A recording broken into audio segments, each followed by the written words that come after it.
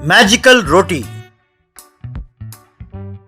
मार्कापुर नाम के गांव में मिश्रा नाम का एक धनवान रहता था। उसके बेटे का नाम था लड्डू। वो भुक्कड़ था, खाना खाने के अलावा और कोई काम करता नहीं था। वो जो सवेरे सवेरे खाना शुरू करता तो उसकी माँ और रसोई सब उसे खाना परोसते रहते थे।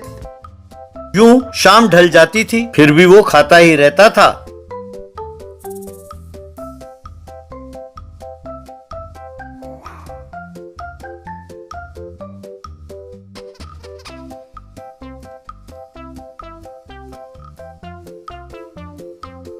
उसके बाद खराटे मारते हुए सोता था। तब मिश्रा अपनी पत्नी से, भगवान, ये इंसान है या बकासुर? मेरे तो आधे से ज्यादा जायदाद इसको खिलाने में ही चला गया। अरे राक्षस की तरह खाता है, पर कुंभकर्ण की तरह 6 महीने सोता तो कितना अच्छा होता। कमबख्त पेटू। जी हाँ, इसको खाना खिलाने के चक्कर में घर के नौकर और मैं ठीक से खाना भी नहीं खा पाते। अब से इसे घर में खाना बनाकर खिलाना मुझसे नहीं होगा। कहीं बाहर से मंगवाइए, नहीं तो मैं घर छोड़कर चले जाऊंगी। यूं बाहर से ट्रकों में बिरयानी और दूसरे व्यंजन मंगवाने लगे। मिश्रा उन ट्रक वालों को पैसे देने लगा। लड्डू सुबह से लेकर शाम तक खाता ही रहा। नतीजा ये हुआ कि कुछ ही दिनों में मिश्रा ने बंगला बेचा और झोपड़ी में रहने लगा। वहाँ पर भी लड्डू झोपड़ी के सामने बैठकर खाता ही रहा। अरे बेटा, तुम्हें खाना खिलाने के चक्कर में हमने घर बार सब बेच दिया और झोपड़ी में रहने आए। अरे कम से कम हमें यहाँ तो रहने दो बेटा, मैं तुम्हारे हाथ जोड़ती हूँ। अरे मम्मी, कितने बार कहा है कि खाते वक्त क्यों तुम परेशान ना किया करो। वैसे पिताजी कमाते किसके लिए हैं? मेरे लिए ही ना। क्या मैं उन पैसों को बर्बाद कर रहा हूँ? बोलो, मैं क्या उन पैसों से जुआ खेलता हूँ, शराब पीता हूँ, ऐसे कोई गलत हरकतें करता हूँ क्या? नहीं ना। तो क्या खाना खाना बुरी आदत है? यूँ तुम मुझे बातों में उलझाओगी तो मैं ठीक से खा नहीं पाऊंगा। मुझे परेशान ना करो और 10 रोटियां डालो प्लेट में। अरे बेटा, लोग तो जीने के लिए खाते हैं, पर लगता है तुम सिर्फ खाने के लिए जी रहे हो। अब ये झोपड़ी भी हमारे हाथ से चली गई तो हमें बस सड़कों पर ही रहना होगा। सोच लो।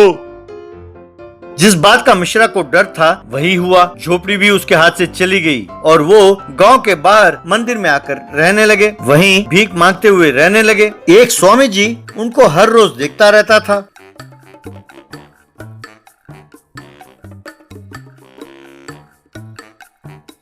लड्डू मंदिर में चढ़ाए गए नारियल को खाते हुए, पिताजी बहुत भूख लगी है। अब एक नारियल से क्या होगा? कम से कम एक ट्रक भरकर नारियल लाते तो थोड़ा बहुत एडजस्ट कर लेता। अरे कमबख्त, ये नारियल भी भीख मांगने पर मिला है। हमें जो भी मिला हमने सब तुम्हें दे दिया। अब तुम्हारे खाने के लिए हमारे सिवा कुछ नहीं बचा है। हे भगवान, हम पर कुछ तो तरस खाओ। मुझे बहुत भूख लगी है। भूख भूख कहकर चिल्लाने लगा। तब स्वामी जी वहां आए। उनके पूछने पर मिश्रा ने उन्हें सब कुछ बताया। स्वामी जी ने हाथ घुमाया तो 2 बड़े रोटी उनके सामने प्रकट हुए। लड्डू ने उन्हें देखकर तुरंत खाना शुरू किया।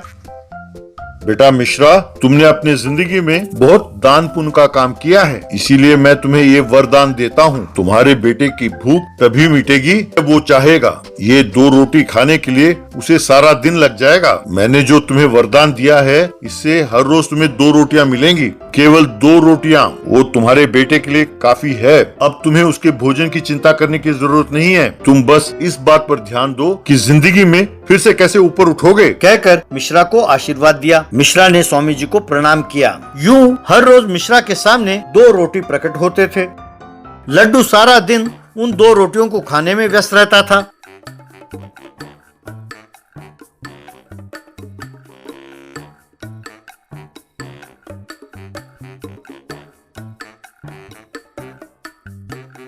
मिश्रा ने खूब मेहनत करके अपनी सारे जायदाद को फिर से वापस हासिल कर लिया। एक दिन उस इलाके में बहुत बड़ा तूफान और बाढ़ आ गया। सारा गांव पानी में डूब गया। सब लोग अपने घरों के छत पर खड़े होकर सहायता की प्रतीक्षा कर रहे थे। मिश्रा, उसकी पत्नी और बेटा लड्डू घर के छत पर खड़े थे। रथ, ये कैसी बाढ़ है? मुझे बहुत गुस्सा आ रहा है। मुझे जल्दी से रोटी मंगवाओ, बहुत भूख लगी है। अरे कमबख्त, हम इस चिंता में है कि इस बाढ़ से कैसे बचे और तुम्हें रोटियों की पड़ी है। अरे भगवान, तुम्हारी ये बातें सुनकर मुझे एक बहुत बढ़िया उपाय सूझा है। इन रोटियों की मदद से हम और सारे गांव वाले इस बाढ़ से बच सकते हैं। इन्हें नाव की तरह इस्तेमाल करके इस बाढ़ से बच सकते हैं। क्या कहती हो? मैं नहीं मानूंगा, मुझे मेरी रोटियां चाहिए। जल्दी मंगवाओ, भूख लगी है। मिश्रा ने उसे खींचकर एक थप्पड़ मारा। देखो बेटा, जब तक ये बाढ़ से ना बचे, चुपचाप मुंह बंद करके बैठो। जब सब बाढ़ से बच जाएं, तब तुम रोटी खा लेना। तब तक मुंह ना खोलो।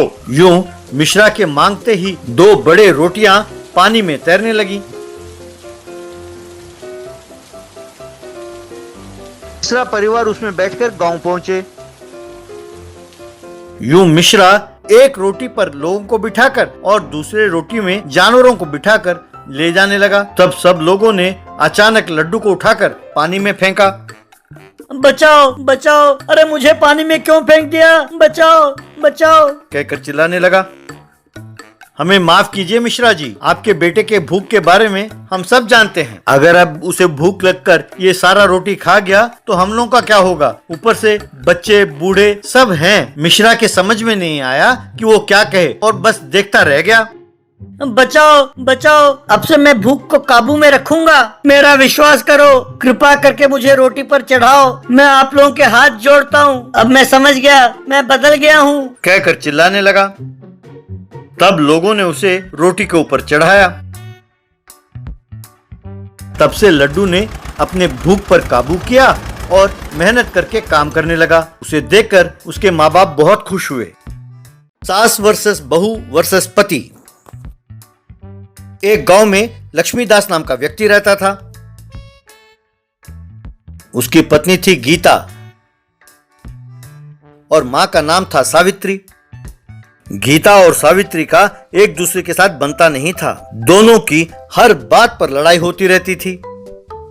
हर काम के लिए शर्त लगाते थे। ये सब देखकर लक्ष्मीदास अपना सिर पकड़ लेता था। अपने पत्नी को समझाने की कोशिश करता। हाँ, मुझे ही कहो। मैं जो अपने घर वालों को सबको छोड़कर तुम्हारे भरोसे जो चली आई, तो उसका सही तुमने इनाम दिया है मुझे। मेरी किस्मत है। अगर माँ को समझाने की कोशिश करता। बेटा, इसी दिन के लिए मैं तुम्हें बचपन से पाल पोस कर बड़ा किया था। अब बहू के आते ही माँ बेकार हो गई।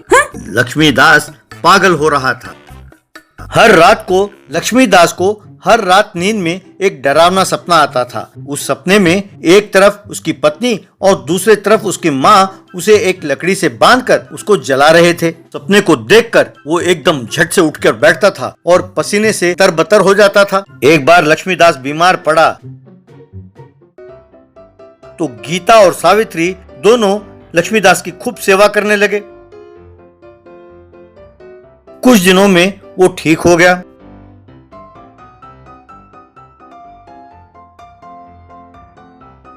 एक दिन उसकी पत्नी गीता उसके पास आई और सुनो जी, जब तुम्हारी तबीयत खराब थी तब मैंने भगवान से मन्नतें मांगी थी। हमें कुछ तीर्थ स्थानों में जाना होगा। तभी सावित्री भी आई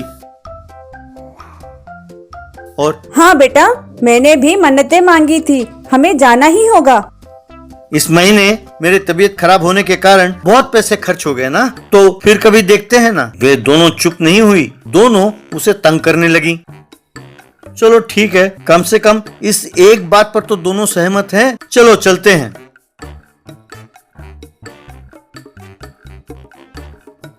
लक्ष्मीदास ने अपने दोस्त के पास थोड़े पैसे उधार लिए। वे सब तीर्थ स्थान के लिए निकल पड़े।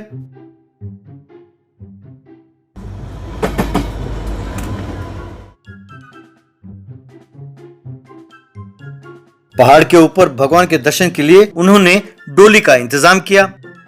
वे तीनों डोलियों में मंदिर पहुंचे।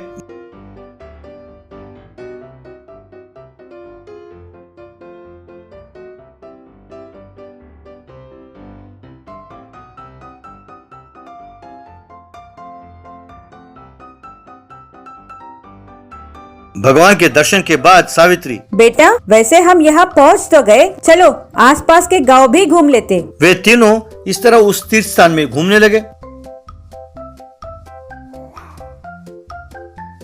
जहाँ कहीं भी भिखारी दिखाई देते तो गीता लक्ष्मीदास से पैसे लेकर उन गरीबों को दान करती। ये देखकर सावित्री भी लक्ष्मीदास से पैसे लेकर भिखारियों में बांटने लगी। इस तरह वे दोनों एक दूसरे से मुकाबला करते हुए भिखारियों में पैसे बांटने लगे। इस तरह लक्ष्मीदास के पास जितने पैसे थे सब खर्च हो गए। तब सावित्री लक्ष्मीदास से, बेटा यूँ घूम घूम कर थक गए हैं, जरा डोली बात करो, घर लौटते हैं। डोली का इंतजाम कहाँ से करूं? दोनों एक दूसरे से मुकाबला करते हुए मेरे सारे पैसे भिखारियों में बांट दिया। अब तो हमें घर पैदल ही लौटना होगा। वे दोनों हैरान हो गई।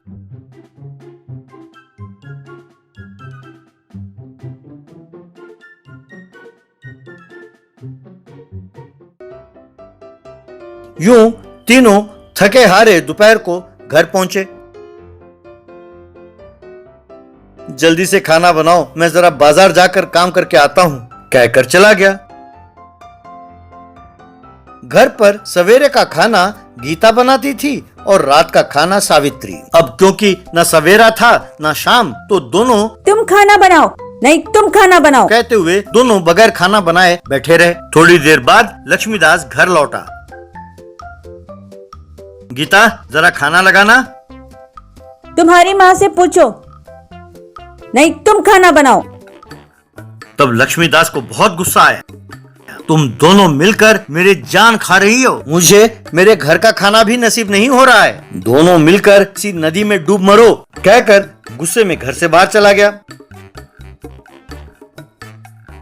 मेरे पति की इतनी गाली देने के बाद मैं एक पल भी यहाँ नहीं रहने वाली, मैं जा रही हूँ अपने मायके, कहकर अपना सूटकेस निकाला। मेरा बेटा अपने पत्नी के सामने मेरा अपमान करता है, मैं यहाँ एक पल भी नहीं रहने वाली, मैं अपने छोटे बेटे के घर जा रही हूँ, कहकर उसने भी एक बक्सा निकाला।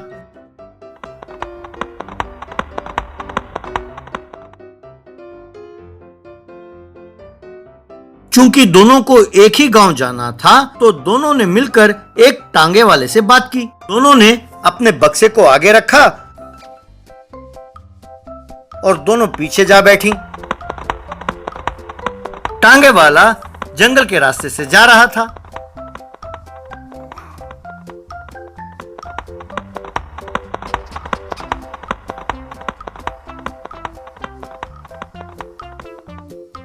बहन जी, सब वजन एक ही तरफ है, घोड़े को टांगा खींचना मुश्किल पड़ रहा है। आप दोनों में से कोई जरा बीच में बैठिए।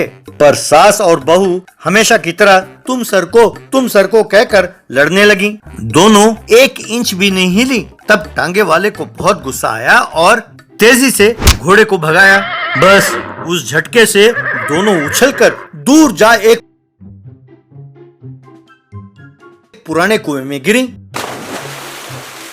टांगे वाला ये देखकर डर के मारे भाग गया। सास और बहू दोनों कुएं के अंदर से बचाओ बचाओ कह के चिल्ला रही थी। थोड़ी देर बाद लक्ष्मीदास और टांगा वाला वहां पहुंचे। उन दोनों ने मिलकर रस्सी की मदद से उन दोनों को बाहर निकाला। तब गीता सावित्री से, सब मेरे ही कारण से ही हुआ है सासू माँ, मुझे माफ करो ना बेटा, मैं जरा हट जाती तो ये सब नहीं होता। मेरे वजह से ही हम दोनों कुएं में गिरे और जान को जोखिम में डाला। मिलजुल कर रहने में ही भलाई है। अब तो समझ गई ना आप दोनों? समझ गई, हमें माफ करो। तब लक्ष्मीदास बहुत खुश हुआ।